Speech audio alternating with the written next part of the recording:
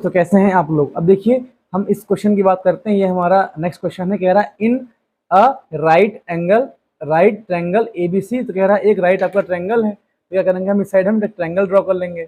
जो आपका right angle क्या होगा, आपका ट्रायंगल हो जाएगा। इसमें कह रहा है राइट एंगल एट बी। तो कह रहा है आपका जो जी आपका बी है ना, ये 90 डिग्री आपका हो जाएगा। क्या हो जाएगा, जो एंगल बी यहाँ पर 90 डिग्री आपका है, ये एंगल बी 90 डिग्री आपका हो जाएगा। ठीक है, तो कह रहा है कि अगर ए बी, अब देखिए हमको यहाँ क्या दे रखा है, ए बी रेशियो। देखो रेशियो का मतलब क्या होता है, डिवाइड होता है। तो हमको ए बी अपान का ए सी की हमको वैल्यू दे रखी है 1 अपान का √2 हमको ये वैल्यू दे रखी है। ठीक है, तो इसके हम क्या हो जाएगा, तो इसको अगर हम मान लेते हैं, इसको हम ए मान लेते हैं और इसको हम सी मान लेते हैं, तो हमारा क्या हो जाएगा कि ए बी की वैल्यू यहाँ कितनी आ जाएगी, ए बी की वैल्यू आपकी आ जाएगी, ए बी की वैल्यू यहाँ कितनी आ जाएगी, यहाँ पर ये आपकी 1 आ जाएगी। और ए सी की वैल्यू कितनी आ जाएगी, √a आपका 2 आ जाएगा। अब देखिए हमको बी सी निकालना रहेगा, तो हमें क्या ले लेंगे। देखिए अब किसी भी राइट एंगल ट्रायंगल में अगर आपको दो साइड्स पता हो और आपको थर्ड साइड निकालनी हो, तो क्या करेंगे, इसमें पाइथागोरस थ्योरम का यूज कर देंगे। तो क्या हो जाएगा, यूजिंग पाइथागोरस थ्योरम।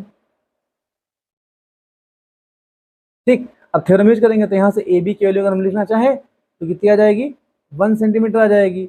और ए सी की वैल्यू अगर हम लिखना चाहें तो कितना आ जाएगा, √2 आ जाएगा। तो भी आपका सेंटीमीटर में आ जाएगा। अब देखिए दोस्तों, यहाँ क्या आ जाएगा, हाइपोटेनस का स्क्वायर आ जाएगा, बराबर क्या आ जाएगा, परपेंडिकुलर स्क्वायर प्लस बेस के स्क्वायर के इक्वल आ जाएगा। अब हाइपोटेनस को हम क्या लिखते हैं, कर्ण का स्क्वायर बराबर होता है लंब के स्क्वायर प्लस आधार के स्क्वायर के होता है। तो कर्ण यहाँ कितना आ जाएगा, ये कर्ण आपका ए सी आ जाएगा। ठीक है, लंब को हम इसमें बी सी मान लेते हैं तो कितना जाएगा, ये बी सी का स्क्वायर आ जाएगा। और आधार को हम या बेस को हम क्या मान लेंगे, ए बी मान लेंगे, तो ए बी का स्क्वायर आ जाएगा। अब देखिए ए सी की वैल्यू हमको √2 दे रखी है, तो क्या हो जाएगा, इसका स्क्वायर आ जाएगा। ठीक है, तो यहाँ पर हमको बी सी की वैल्यू नहीं पता है, तो ये आपका बी सी स्क्वायर ये आपका ये ऐसे रहेगा। प्लस देखिए ए बी की वैल्यू हमको 1 दे रखी है, तो ये 1 का स्क्वायर आ जाएगा। अब देखिए हमको बी सी स्क्वायर की वैल्यू निकालनी है, तो √2 का स्क्वायर कितना आ जाएगा, आपका 2 आ जाएगा। अब 2 में से, अब देखिए ये 1 आपका है, जब ये 1 आपका दूसरी हो जाएगा तो माइनस का 1 आ जाएगा, और 2 में से 1 जाएगा, 1 बचेगा। ठीक, तो यहाँ कितना जाएगा, अगर हम बी सी की वैल्यू निकालेंगे तो √1 आ जाएगा।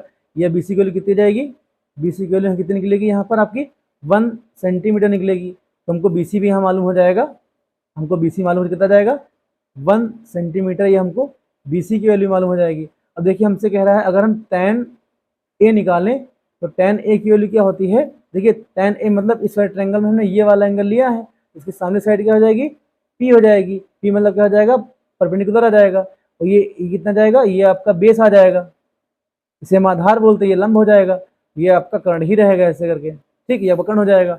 और tan थीटा होता क्या आपका है, P अपान का B होता है। देखिए यहाँ पर P कितना है, BC है, और BC की वैल्यू हमको 1 दे रखी है।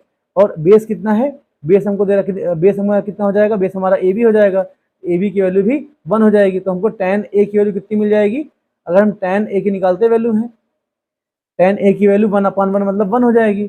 हमसे वैल्यू किसकी पूछा है, हमसे पहला पार्ट हमसे पूछा है कि 2 tan A अपान का 1 प्लस tan स्क्वायर A की वैल्यू कितनी आ जाएगी। अब देखिए 2 कर देंगे, अब इंटू देखिए जहाँ पर tan है वहाँ पर हम 1 रख देंगे, क्यों, क्योंकि tan A की वैल्यू यहाँ पे 1 आई है। अपान में क्या आ जाएगा, 1 प्लस tan स्क्वायर है, मतलब 1 का स्क्वायर करेंगे तो आपका ये 1 का स्क्वायर आ जाएगा। अब देखिए 2 इंटू 1 कितना आपका आ जाएगा, 2 आ जाएगा। देखिए 1 प्लस 1 कितना आ जाएगा, 2 आ जाएगा। कट करेंगे तो इसकी वैल्यू कितनी आ जाएगी, 1 वैल्यू आ जाएगी। ठीक, तो हमारा पहला वाला पार्ट की वैल्यू कितनी, 2 tan A अपान का 1 प्लस tan स्क्वायर की वैल्यू कितनी आ जाएगी, ये आपकी वैल्यू 1 आ जाएगी। अब देखिए हमको सेकंड पार्ट सॉल्व करना है। सेकंड पार्ट कह रहा है 2 tan A हो जाएगा 1 माइनस tan स्क्वायर A। अब देखिए इसकी वैल्यू क्या आ जाएगी, 2 इंटू tan की वैल्यू कितनी आ जाएगी, tan A की वैल्यू 1 आ जाएगी। तो यहाँ पर क्या रखेंगे हम, इंटू, ये आपका 1 आ जाएगा। ठीक है, अब देखिए यहाँ पर 1 माइनस का tan स्क्वायर A की वैल्यू कितनी हो जाएगी, tan की भी वैल्यू 1 है, तो tan स्क्वायर A की वैल्यू भी आपकी 1 का स्क्वायर आ जाएगा। अब देखिए इसको 2 आ जाएगा, 2 इंटू 1 करेंगे 2 आ जाएगा, और 1 में से 1 जाएगा, ये आपका 0 बचेगा। तो ये आपकी वैल्यू क्या जाएगी, इन्फिनाइट वैल्यू इसकी आ जाएगी।